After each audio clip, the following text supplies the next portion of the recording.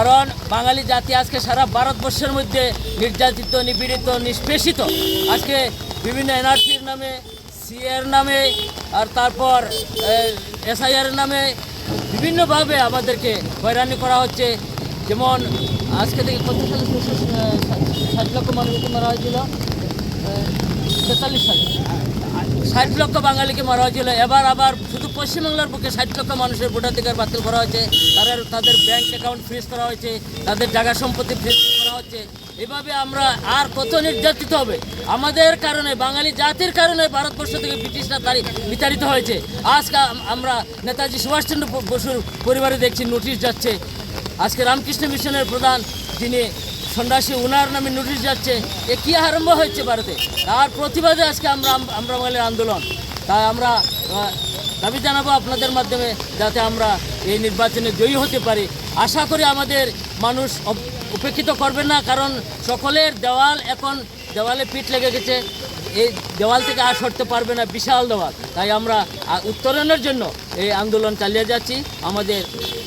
আবারও বলছি, আপনাদের মাধ্যমে জনগণের কাছে পৌঁছে দিন বার্তা, যাতে বাঙালি জাতির পক্ষে আমাদেরকে আশীর্বাদ করে ভোট দিয়ে যুক্ত করে। হ্যাঁ, আজকে আমরা বাঙালি দলের পক্ষ থেকে এই উপনির্বাচন ধর্মনগর 56 আমরা প্রার্থী, যাকে এইমাত্র নমিনেশন সাবমিট করে এলাম, বিভাস রঞ্জন দাস, স্থানীয় মানুষ। তিনি আমাদের দলের সাংগঠনিক সচিব। তো আমরা লড়াই করছি আমাদের পার্টির সংগ্রাম চলছে 78 সাল থেকে। ত্রিপুরা রাজ্যের তথা ভারতের আমাদের বাঙালিদের এই যে কী বলবো বঞ্চনা, স্বাধীনতার পর থেকে এই ভারতের ভূমিপুত্র, ত্রিপুরার ভূমিপুত্র, স্বাধীনতার উপকার আমরা এই পর্যন্ত ত্রিপুরা সহ উত্তর পূর্বাঞ্চল সারা ভারতবর্ষে বঞ্চনার শিকার। এবং গত 1 বছর ধরে আমাদের উপর শুধুমাত্র বাংলা ভাষা আমাদের মাতৃভাষার পরিচয়ে আমরা আক্রান্ত হচ্ছি। বিভিন্ন রাজ্যে বিভিন্ন আইনের মাধ্যমে এই রাজ্যে গ্রেটার ত্রিপুরার সুবান হচ্ছে। 80 জনের গণহত্যা আমরা বলি। আমাদের পার্শ্ববর্তী রাজ্য অসমের বুকে এনআরসির কারণে 2019 সালে প্রায় 20 লক্ষ মতো বাঙালিকে কী বলবো বিদেশি চিহ্নিত করে এর মধ্যেই অনেককে ডিটেনশন ক্যাম্পে ঠেলে দেওয়া হয়েছে।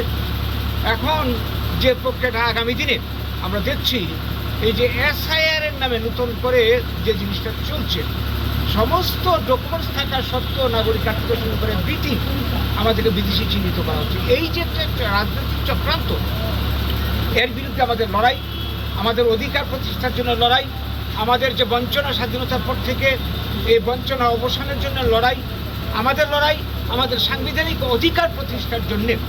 এই সব কিছুকে সামনে রেখে আমাদের পক্ষে কথা বলার জন্য আইনসভাগুলিতে কেউ নেই। কোনো দলের পক্ষ থেকে আজ পর্যন্ত কংগ্রেস, সিপিএম, বিজেপির শাসন আমরা দেখেছি, তো এখনও দেখে চলেছি, আমাদের কাছে কেউ দাঁড়ায়নি। এই অবস্থার প্রেক্ষিতে আমাদের হয়ে কথা বলার জন্য আমাদের নিজস্ব লোক প্রতিনিধিকে আমরা প্রেরণ করতে চাইছি বিধানসভাতে। এই জন্যেই আমাদের লড়াই। আমরা এই উপনির্বাচনে অংশ নিয়েছি। আমাদের প্রার্থী এই এলাকার খুব জনপ্রিয় মানুষ, সমাজসেবী। এর আগেও উনি লড়াই করেছেন। এই এলাকার মানুষ, এই ধর্মনগর এলাকার মানুষ ওনাকে ভালো করে চিনে জানে। আমাদের প্রথমত টার্গেট হচ্ছে এই বিধানসভার অন্তর্গত বা ধর্মনগর উত্তর ত্রিপুরাতে যে সমস্যাগুলি এখনও বকেয়া পড়ে রয়েছে, সমাধান হয়নি, তার জন্য উনি বিধানসভাতে বক্তব্য তুলে ধরবেন, লড়াই করবেন, সমস্যার সমাধানের জন্য মানুষের পাশে থাকবেন। তৎসঙ্গে আমাদের জাতির যে সমস্যা, এই সমস্যার সমাধানের জন্য উনি চেষ্টা করবেন। আমরা দলগতভাবে যদি আমাদের প্রার্থীকে পাঠাতে পারি, আমাদের ভয়েসটা আজকে ভারত তথা পুরো ভারতবর্ষে ছড়িয়ে পড়বে। এর জন্য তিনি সক্রিয় ভূমিকা নেবেন। এই সমস্ত লক্ষ্যেই আমাদের লড়াই করা। আমরা জানি এই উপনির্বাচনে একটি সিটে কোনো ক্ষমতার ভারসাম্য হবে না, এত সত্ত্বেও এটার রাজনৈতিক গুরুত্ব খুব রয়েছে। তার জন্য আমরা লড়াই করছি। এই রাজ্যের তথা এই